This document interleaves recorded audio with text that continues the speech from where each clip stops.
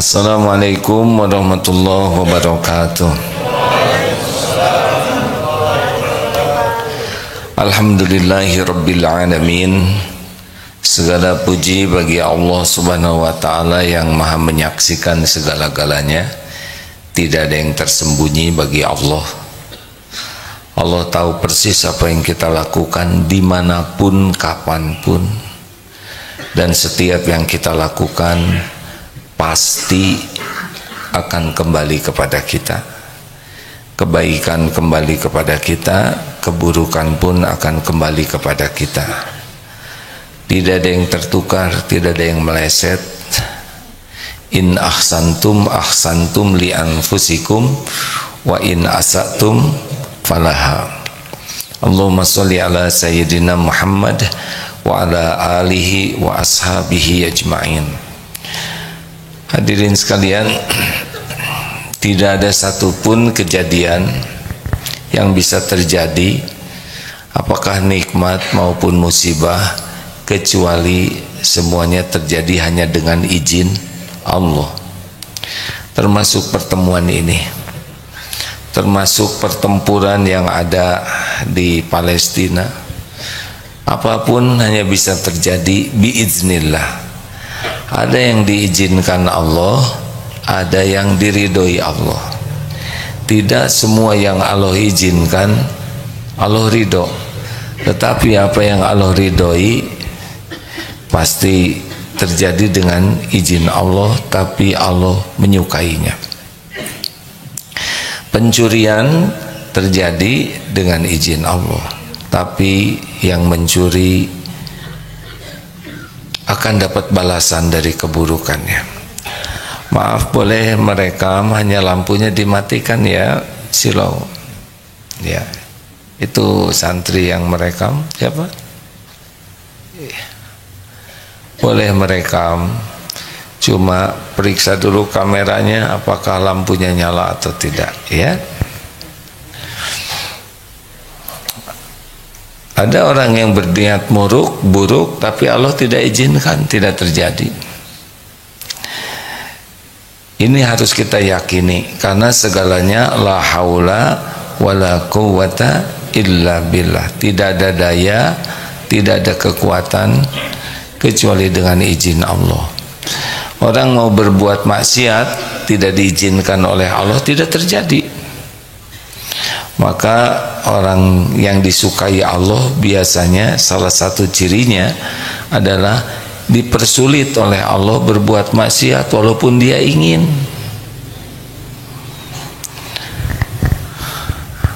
Tapi kalau diizinkan terjadi oleh Allah maksiatnya, maka dia rugi, karena tidak ada bahagia dalam maksiat, tidak ada mulia dalam maksiat. Jadi ini harus dipahami, ya.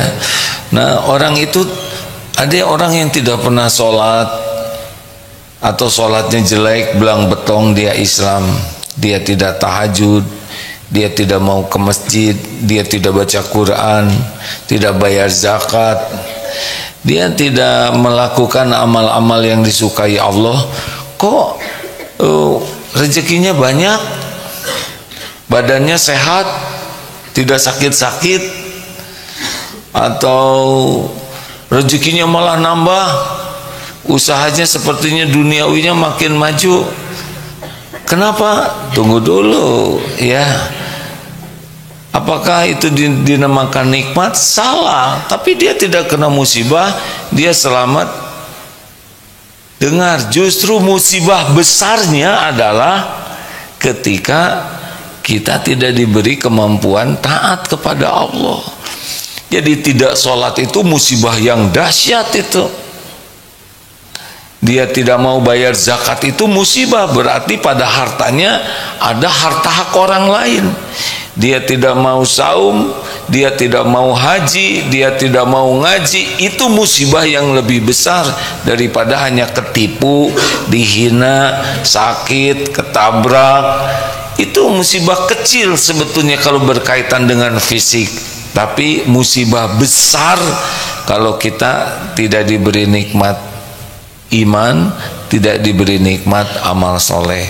Makanya jangan terkagum-kagum kepada orang yang diberikan kesehatan, kelapangan, kedudukan, melimpahnya harta, penampilan indah, tapi oleh Allah tidak diberikan nikmatnya sholat, nikmatnya tahajud, nikmatnya saum, nikmatnya sedekah, nikmatnya beramal soleh. Jelas ini hadirin?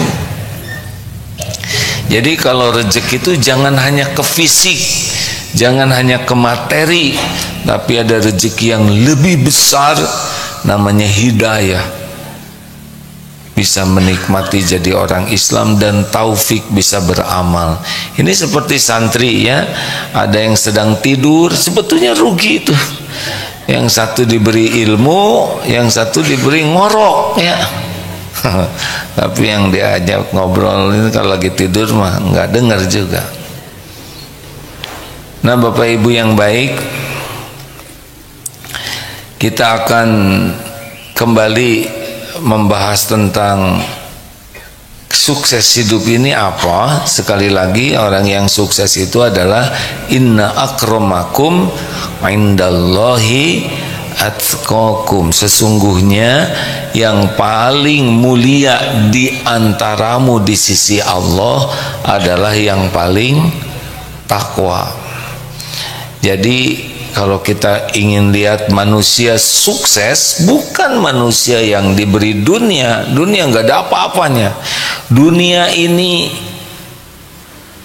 panggung sandiwara, begitulah katanya. Cuma mampir. Dah begitu. Udah banyak yang hidup di dunia ini.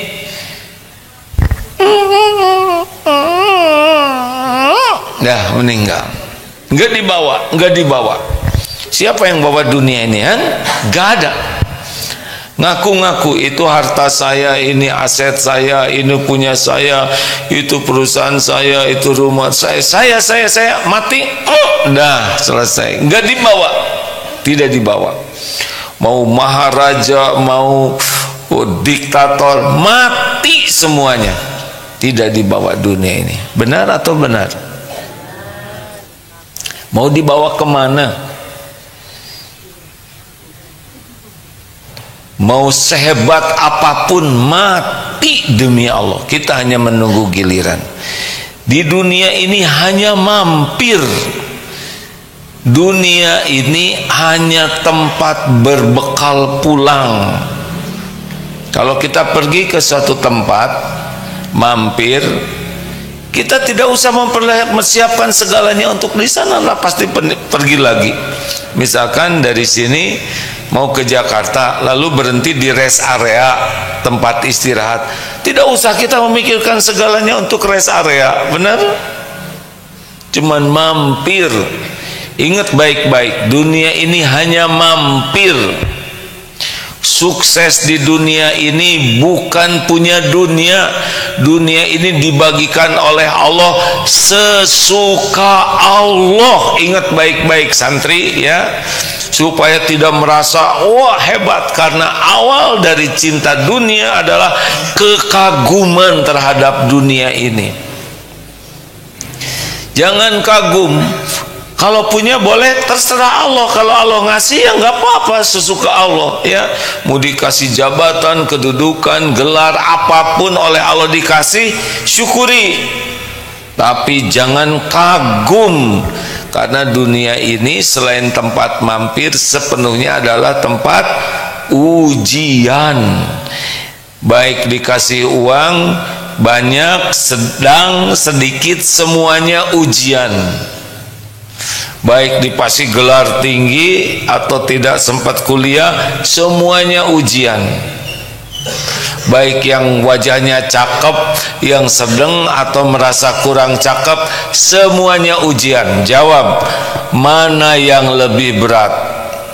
Yang diberikan yang bagus, yang banyak, atau yang sedikit, yang kurang? Mana yang lebih berat? Ujian mana? Diberi yang kita inginkan atau diberi yang tidak kita inginkan? Mana suaranya keluarkan? Apa cirinya ujian berat? Ciri ujian berat itu adalah yang paling membuat orang lebih mudah lupa kepada Allah. Sekarang di Palestina itu menurut secara hitungan duniawi berat sekali, ya. Dibom tiap hari, diblokade, tidak ada air, tidak ada makanan, secara duniawi itu berat. Tapi sangat boleh jadi di sana setiap waktu itu ingat kepada Allah, berlindung kepada Allah, memohon kepada Allah. Bandingkan dengan kita sekarang, kan? Lebih banyak ingatnya, lebih banyak lupanya. Lupa.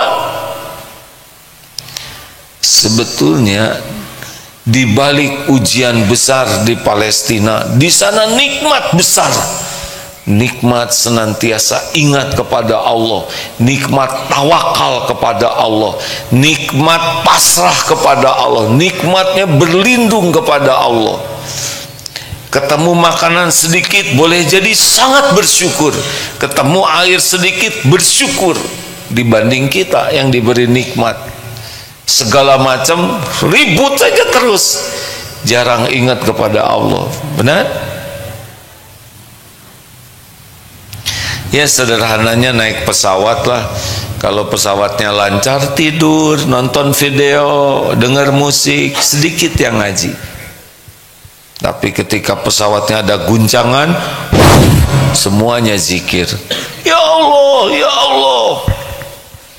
Nah, lulusnya menghadapi ujian hidup ini, sejauh mana ingat kepada Allah dan patuh ke Allah.